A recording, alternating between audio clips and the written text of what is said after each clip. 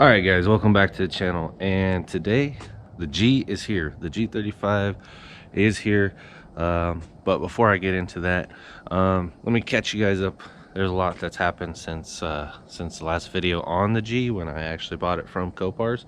Originally, I was gonna have the car shipped here from Redding, California. It didn't work out because the guy called me from the shipping company and basically said that I needed to have a forklift to offload it, and that was not going to work. You know, I live in a residential area, so I devised a plan to drive to Redding, hire a tow truck, go inside the facility and pull it out for me, and then I would load it on my trailer and then bring it home. Because the shipping company and the broker that I used both said that you had to be a commercial transporter or something like that in order to retrieve from Copart. So, you know, I drive down there, set all this up, go there, talk to the people at Copart, very nice people. That was completely false. The broker and the transporter basically lied through their teeth on this subject and many other, but I'm not going to get into that in this video. But it was irritating. But glass half full is they refunded my money for the shipping. It cost significantly less for me to drive over there and just get it.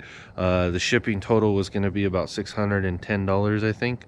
It ended up costing me right around 150 bucks, maybe, give or take, with 2 monsters and a burrito and a couple hours out of my day. So it was worth it all in all. So moving on from there, so here, let's check it out. All right, so here she is in all her glory.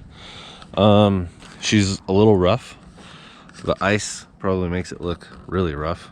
After looking over the car, it's got some like 19s, Brembo brakes. There is, you know, we've seen in the pictures that there was some body damage. I was right that this quarter panel was damaged. Not a big deal for what we have planned for the car. It does have coilovers. I don't know if they're any good, but it's a plus. It does have an aftermarket Spec D exhaust. I don't know if that's any good. It's full of dirt. I haven't took the time to see if there's any other suspension goodies or. And here is the main damage. Found out that it is the control, not the controller, the knuckle. So I've played around with it a little bit. I put the code reader on it because it's not starting. It seems like a no spark, no fuel situation. The pump's turning on. I don't see any reason that it's actually anything to do with the engine itself or anything like that. It's throwing two codes, a P1610 and a 1614 or 15, which are both security key related issues. So that's kind of putting a whole wrench in this. So I think what I'm gonna have to do is probably fix this knuckle so that the car can roll on and off the trailer, take it to a place that it can be fixed, or at least further diagnosed. I think it's the body control module that's messing up, because I took it down to a key place that could reprogram keys and do all that. They were unable to connect to whatever they're supposed to connect to. So, but I'm able to connect to the ECU with my little $20 scanner and pull codes. So that's not necessarily, I don't think the issue. I think there might be either something wrong with the Nissan anti-theft system or the body control module. I'm leaning towards the body control module, but for right now, I don't have the means to diagnose and probably repair it with my $20 scan tool. So I'm thinking the best course of action, fix the knuckle, make it mobile, and then take it to a shop or something that can further diagnose it and either let me know what I need to do to fix it, or sync the keys, or do whatever that needs to happen. So so I think the first bit of business we're gonna handle is probably swapping out this knuckle. So all right, guys, let's. Oh, Jesus. All right, so I got the wheel off. You can see right here, this is where it broke. So whatever impacted this snapped this off the knuckle, where the upper ball joint is. And here we get a better look at the coil over. It looks like it took a little damage right there, but overall I think it's gonna be okay. I don't know what brand this is. It's probably a Chinesium special, so I think it'll do for now. It's adjustable somewhat, so I don't know. It might be a decent enough brand. I also noticed whoever had this car before installed some poly bushings down there. So we're gonna try to keep that. So let's keep tearing this apart, because I gotta tear the brakes and the hub and everything off of it. So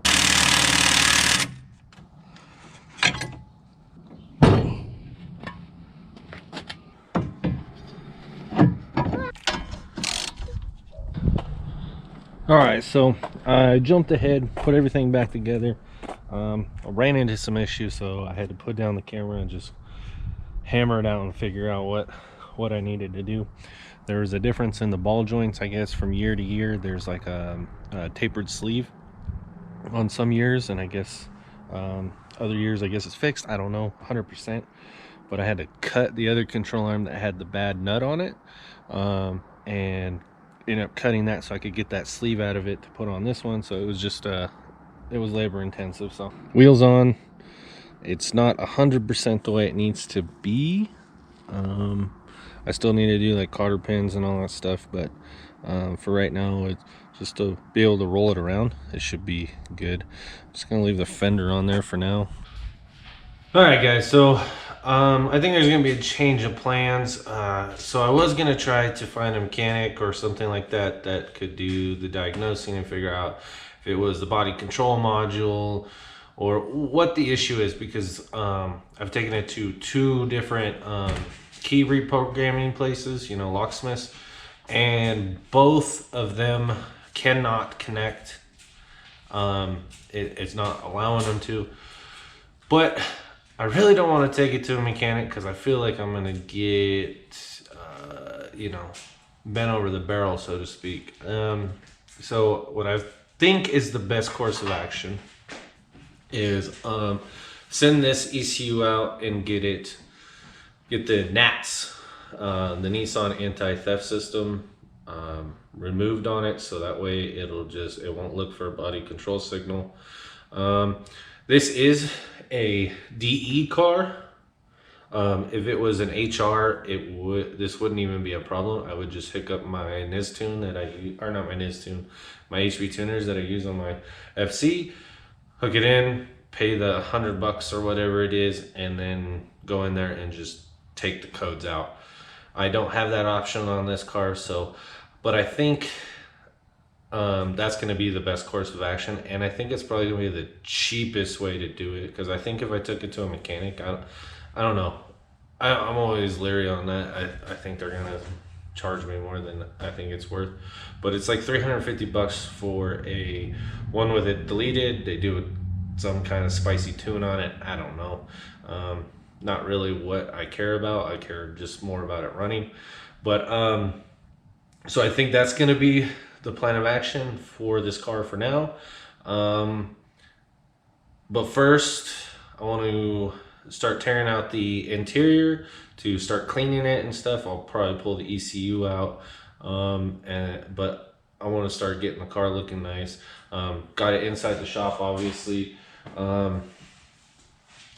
It's not the best looking car, but I think we can make it look halfway decent by just putting a little bit of effort into it.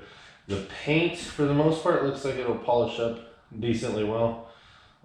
There's some clear coat chipping and some spots, but most of the spots that it's chipping is on like the mirrors, or there's like a trim piece that runs across the top that's replaceable. So I'll probably just try to find a red car at some other point and replace those type of things, so that way the clear coat isn't peeling. This wing is broken. I'll try to find a new wing at some point. But really, it's a toss-up still what we're gonna do with this car is either if it's gonna be some kind of rental that we do, or I just flat out sell it, or maybe I just keep it as a thrasher. Who knows what's gonna happen? But I'm excited because I have never even owned a Z or anything like that, so this is kind of uncharted territory for me. GZ, it's all the same shit. So I'm excited to get my feet wet on a new chassis and see what it's about, and see if they're as fun as everybody says they are. So, all right, let's get to work. I'm gonna pull the seats out and start pulling the carpet out so I can pressure wash it and shampoo it.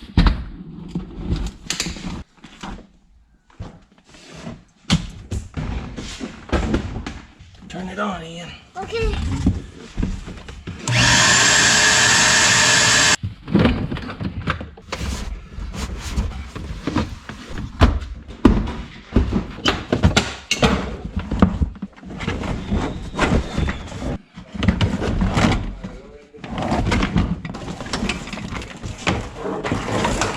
All right, guys, so ECU's out, carpet's out.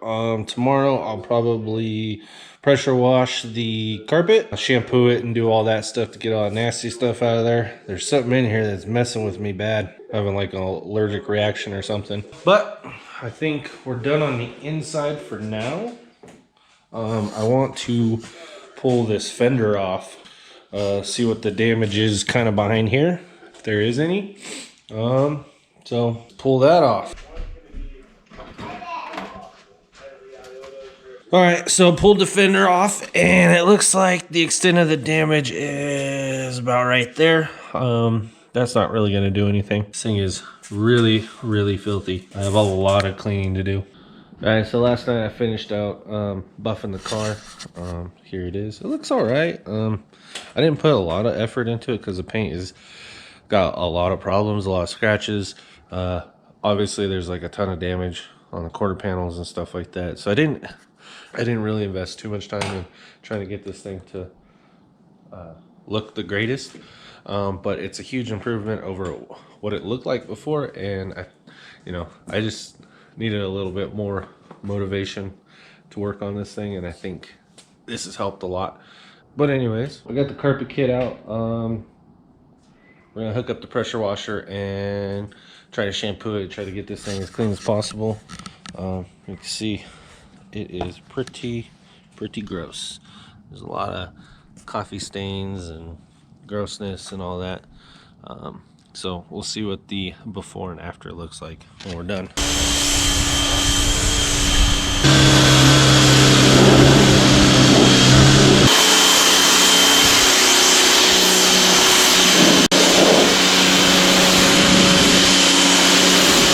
All right, so I shampooed the carpet, let it sit overnight, let it dry out, and I think we're ready to install. So let's check out this bad boy. It's way better than it was. It's not perfect by any means, but at least it doesn't smell like a goat's butthole. So for just a little time, I think it's a lot better. Couldn't get this stain out right here. I don't know if that's like oil or grease or like a pen. Somebody got some, it looks to be like yellow dye. It'll work for now. All right, so let's install it.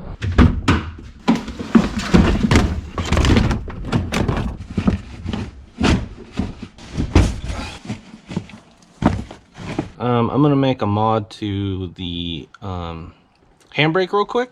So right here, you can see how far the nut is, and the nut's bottomed out.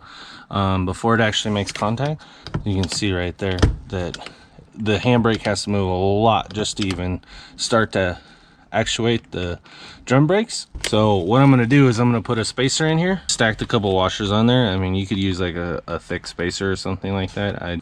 We're making contact a lot sooner, so that way we can do some little spicy e-brake pulls hopefully, and maybe lock up the rear. So I got the carpet installed. I put the center console back in just to make it look a little bit cleaner for the video. Carpet came out all right. There's still a lot of stains that didn't come out, but it is 10 times better than it was. All the glass from the windshield was in the carpet. and I didn't really want to like lay on it and then get like shards of glass in my back and stuff like that. So cleaning this up doesn't seem like a big deal, but it was for me, because I know this car is going to be a drift car, and it's supposed to be like a seat time, like maybe Thrasher, or we're gonna rent it out, you know, whatever. So, and if we rent it out, it's probably gonna get thrashed, so it's not as big of a deal as, you know, some of these things are. I get, not are, but that I make them in my head, you know. I'm very particular and try to be meticulous, and like I have a little bit of perfectionist in me, so sometimes I struggle with certain things, seeing the dents and stuff like that. But I know that drift cars are gonna get dents and all that stuff, and yeah, I don't know how to deal with it. So but anyways, the farther we get along with this, just like waxing it and then doing the carpets and stuff is making me feel a lot better. One of the biggest hurdles that I'm struggling with right now is putting time and effort into a car that I can't get started right now. You know, there's things that this car is going to need that I'm not ready to jump in and just start buying stuff for already, which is the smart way to do it. I don't really want to get in a position where I got a bunch of money tied up in this thing and then not even have a running car. So we're gonna send the ECU off, get that that tune on there where they delete the Nissan anti-theft system, and then hopefully that will save us a lot of trouble, because I don't think there's any wiring issues on this car. Everything seems to work properly. The body control module seems to be doing what it's supposed to do. There's no weird things going on so far. This is a long outro to this video. Anyways, thank you guys again for watching the video. Please like and subscribe if you're not, and I will see you guys next time.